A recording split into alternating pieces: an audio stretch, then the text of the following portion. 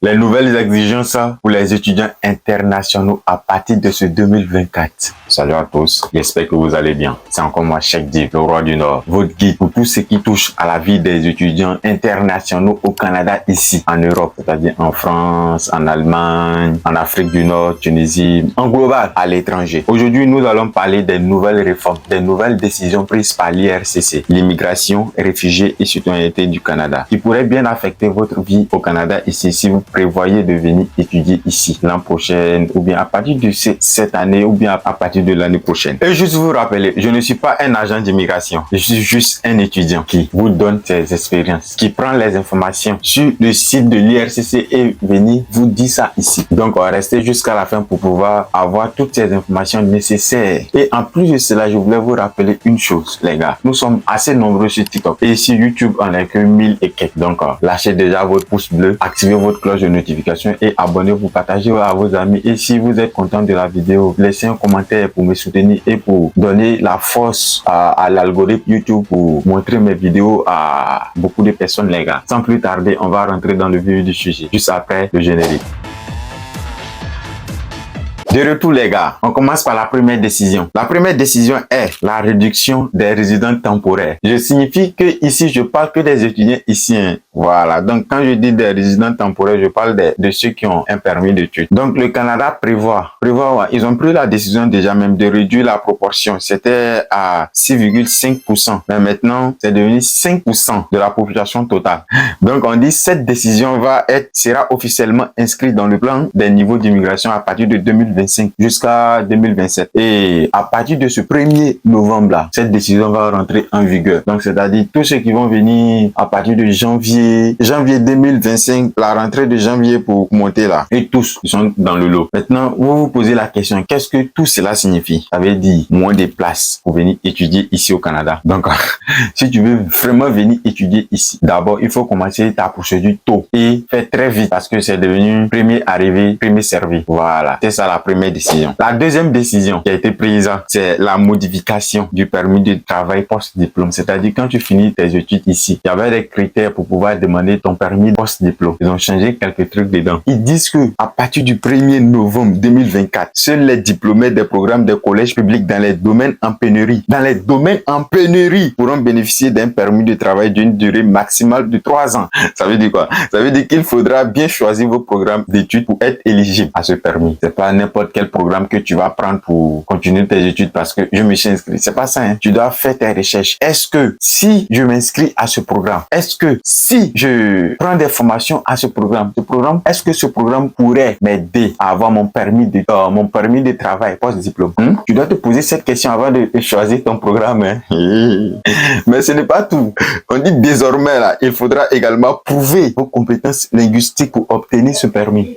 Les diplômés universitaires devront avoir un niveau 7 et les diplômés collégiales devront avoir un niveau 5. Niveau 5 en quoi? On dit un niveau de compétences linguistiques canadien. Voilà, le NCLC, je vais le mettre juste en bas. Donc, en grosso modo, quand tu vas venir demander ton permis de travail post-diplôme, tu dois avoir un niveau de français ou bien en anglais. Français ou anglais, de niveau 7 si tu étudies à l'université, de niveau 5 si tu étudies dans un collège. Voilà, sinon ils vont pas te donner permis de travail là. Est-ce que tu as compris, man? Tu as bien compris. Ça fait la deuxième décision, non? On passe à la troisième décision qui nous concerne, nous les étudiants internationaux. Comme je l'ai dit, les demandeurs d'asile, ceux qui demandent permis de travail ouvert, fermé. Pour le moment, je parle pas de ça. Pour les étudiants d'abord. Voilà. On arrive au milieu. Lâche déjà un gros pouce bleu. Abonne-toi, active la cloche de notification et partage à tes amis cette information. Ces informations vont vous aider. Parce que ceux qui vont quitter au pays pour venir étudier ici, aidez-les. Les morts. Ceux qui sont ici aussi, faites attention, c'est tout. Voilà, partagez cette information. Partagez les gars. La troisième décision, les nouvelles exigences financières pour les permis d'études. À partir de janvier 2024, je répète, les nouvelles exigences financières pour les permis d'études. Ça veut dire quoi?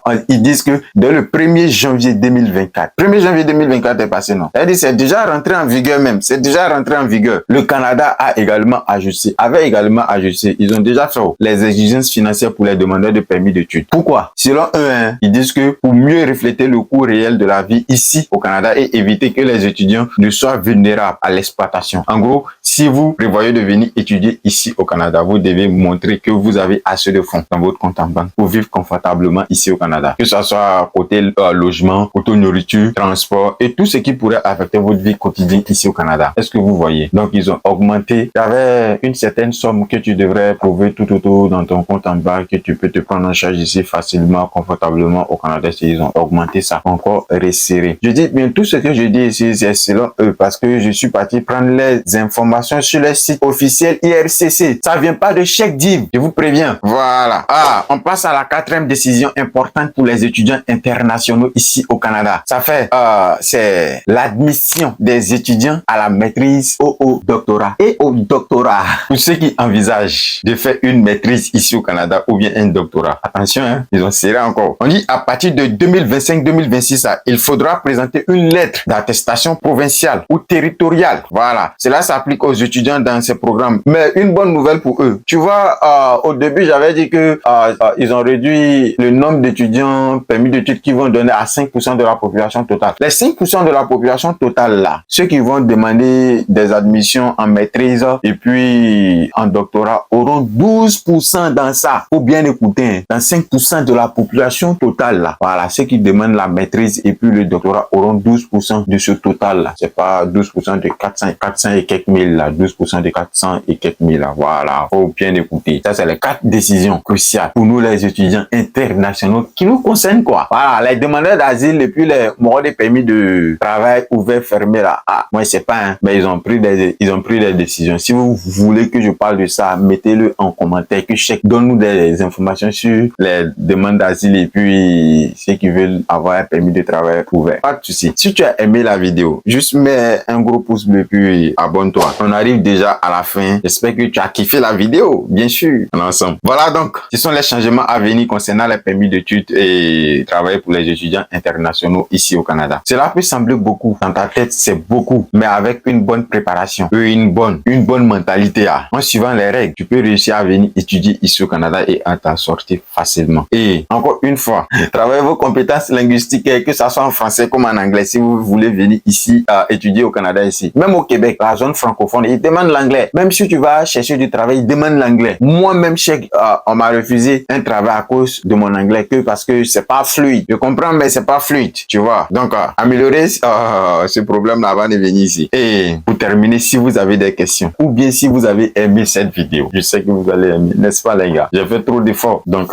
un commentaire, un partage, un gros pouce bleu. Et bien sûr, n'oubliez pas à partager à vos amis aussi, si vous avez regardé, n'est-ce pas? Voilà. On se retrouve dans la prochaine vidéo avec encore plus d'astuces et d'informations pour rendre votre vie estudiantine meilleure, facile et agréable. À très bientôt. Cheikh Div, le roi du Nord.